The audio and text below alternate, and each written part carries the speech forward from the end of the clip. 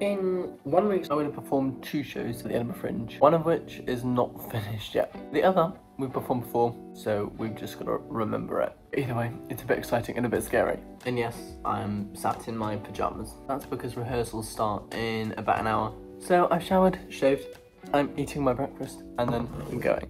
So, yeah. Let's go. Before I get into the rehearsal process, it might be useful to know what each show is about. Death by Shakespeare is a compilation of some of Shakespeare's famous deaths done the worst he can't devise. The actors play spirits to help showcase these famous deaths. I played Macduff. The Dead of Night is about a neurodivergent child that finds comfort in the monsters from Gothic stories rather than the heroes, and how that helped them cope with life. Now that you know what they're about, let's hop into rehearsals. Monday was pretty standard for rehearsals because we weren't on too much of a time crunch, so we rehearsed, had lunch, and then rehearsed some more. I'm trying to try. I'm trying to get Ruby in. With a little mercy button. The next day was audition day for Dead of Night. The casting was super quick and we found out our characters before lunchtime. I played the father of Diana and the wonderful Ruby played my wife. Soa and Ollie were cast as the innkeepers, Lorcan played Frankenstein's monster, and Jen played the Invisible Man. On the same day, the writer informed us that the show wasn't actually finished, but we began devising and started working on the opening of the show. Then it was time to go home and rest up for Wednesday, which would be one of our longest days. After drinking our coffees, we went into rehearsals and started working. Wednesday was a super efficient day and we got a large chunk of the show done. However, we stayed until 10 PM trying to figure out how to show an invisible man walking around the stage. The idea we landed on?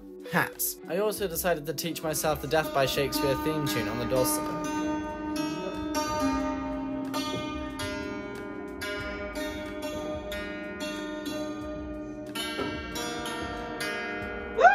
It was a long day and we all got just a touch delusional. Thursday was another long day with the rehearsal running from 8 until 8, but we had to get everything finished as the plan was to run everything over and over on Fridays so that we were ready for our first audience on Saturday. Today was also the day that the writer and director of the piece finished the script. Luckily, we remained on schedule for the entire day and managed to finish everything on time. We rewarded ourselves with a little dinner party at Maisie's house, who cooked us an amazing pasta, and then we drank rosé until it was time to go home before our final full day of rehearsals. Friday came around and we ran, and then ran the pieces again. And we had our first band call, which is always my favourite part of the rehearsal process because it's so magical hearing all of the pieces in all of their completion. Got our costumes on. We look so hot. And we got the dogs out. The time finally came where we did our last run and began preparing for our first audience. I was pleasantly surprised at how smoothly the first run went, especially considering we'd only finished it the day before. Now we all had to go home and get packed for our 8 AM departure to Edinburgh. Look at us Exciting! Here we go! Although it was early, most of us were really excited. Whilst most people napped, me, Ruby and Soa watched Heartstopper Season 2, and Soa entertained us with some of her impressions. He's right behind me, isn't he? The views driving through the Lake District towards Edinburgh were absolutely breathtaking, and we stopped at this one really cool services that was also really pretty, and so I decided to do an impression of a bunny because apparently we need more Soa impressions. Give us a bunny hop. That is incredible. I mean, spot the difference. Sour, rabbit, sour, rabbit, sour, rabbit, sour, rabbit, rabbit, rabbit. Oh. Bombastic side eye. Anyways, what about these views? Look how cute. We got back on the bus after visiting the services and we watched the final episode of Heartstopper. We all sobbed, as you can see. On the other bus, they were having their time of their lives, having a dance party. We finally made it to our accommodation in Edinburgh. It was a very pretty building, but we had no time to waste, so we all gathered in the common room to do a full cast sing-through, so we were ready for our 7 AM tech run, which meant we had to wake up at 6 AM to get to the venue on time. It's way too early to be awake. It's 5:30. 5:45. Yay! Tech run. We left our accommodation just as the sun rose and we headed towards the minibuses where we all piled in and began heading towards our venue for the very first time, which is where we saw our posters up, which was so cool. We did our tech run, then went back through Edinburgh to get to our base location. Is it for the vlog? It is for the vlog. Sarah, say hello. I don't know who you are. There she is. Look at her go. Oh my god, it's the Fringe shop. Our base location was in another fancy school located right beneath Edinburgh Castle. So we headed back there to get changed and reapply makeup, then headed back through Edinburgh to get to the venue for our very first Edinburgh Fringe performance. It went so well, and we even had a sold-out audience for our very first performance, so we were all absolutely thrilled. We then headed back to our accommodation because it had been a long day. Some people went to sleep, but a couple of us went out for drinks and then went back to the school later to get some rest for our next performance the next day. On Monday, we made our way to our base location and found these guys playing bagpipes outside, which was pretty cool. And we headed in to put on our costumes and then headed into Edinburgh, where me and Maddie visited the statue and then got ourselves a coffee in Starbucks. Then it was time to get out and get marketing, which absolutely paid off because we had our second almost sold out audience. You could see them all queuing from the window of our venue. We finished our shows, then headed back out, and this woman said this. We got changed out of our cool costumes and then went back onto the Royal Mile. Are you guys ready to go see some shows tonight? Yeah. Shakespeare. And Little Ward of Horrors. Yeah. It's gonna be so good. Whilst the others did some shopping, me and Claudia did some sightseeing along the Royal Mile, and we saw a couple of shows being advertised, and then we went to go and visit Voldemort's grave, which is actually where J.K. Rowling got her inspiration from for the character. To show off some of the sights we saw, here's a little Scottish montage.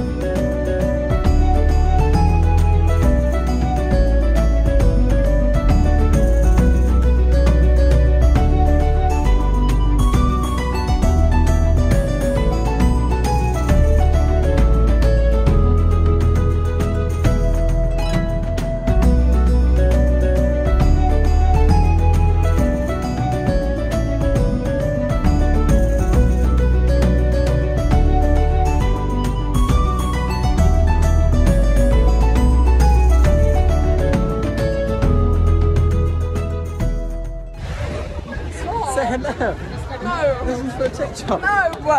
Clearly Claudia was getting a little bit tired of sightseeing, so it was time to go and see the first show of the night, which was Little Ward of Horrors. It was a show about the NHS written by med students, and it was a good laugh. Afterwards, we went to go and get some food in the form of these amazing burritos from this adorable little burrito bar. And then we began heading towards the theatre for Shit-Faced Shakespeare, which was honestly one of the best things I've ever seen. I laughed so much that I left with a headache. After the show, we went home and slept, so we were ready for the following day. We woke up and headed for breakfast, and clearly the long rehearsal week was getting to some people. Nonetheless, we walked into Edinburgh, me and Maddie had our morning Starbucks, and we did some marketing, then we did our shows, then we all got ready to meet our friend Lilia, who came up to the Fringe to see us, and we went out for some drinks and a lovely little meal.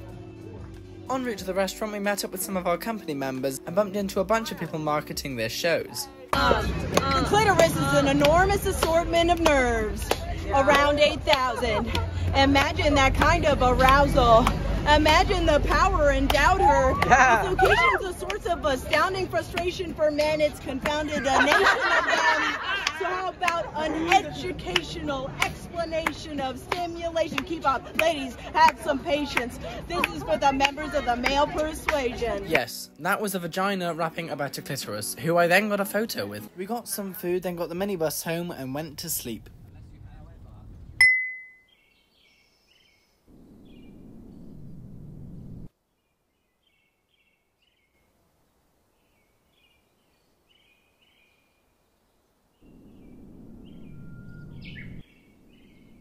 So, I've gone on a little wander, excuse my hair, I haven't long woken up. Gone on a little wander of the school that we're staying at, and I found this cute little woodland path area thingy. I think it's like a mountain biking thing. There's this weird ramps like that everywhere. That's the school. But we're staying in a boarding house back there. But either way, it's really cute, really fancy, and super gothic. It's so cool. Now is day 4, so Thursday of our performances. We're just over halfway done with all of the shows, which is kind of sad, but also we're slaying so hard. So here we go, 6 more shows? I don't know. It was indeed 6 shows, and that day we would complete 2. On our way in, we saw these awesome little Red Bull cars, and there was a whole army of them. And also, here's my costume, because I don't actually think I've showed you guys my costume yet, but it's honestly so cool. I love these costumes so much. But then, after our shows, we yet again headed into Edinburgh for a night out. Once we got back into Edinburgh, we saw this guy that wasn't only a waterbender, a firebender, but an airbender as well. He's literally the last Avatar. But then we grabbed some drinks on our way to the a cappella show that we'd booked that night. it was at Surgeons Hall, which is where we saw The Little Ward of Horrors, and oh my god, this show was incredible. Here are some recordings that I got Couple weeks I can feel it come, couple days I can hear the drum, tenements on the park I'm gone, we're freshening up, the morning's good, middle of the night, it's not far Friday, as in a foreign on Saturday night, got the tears to look at my to legends never die.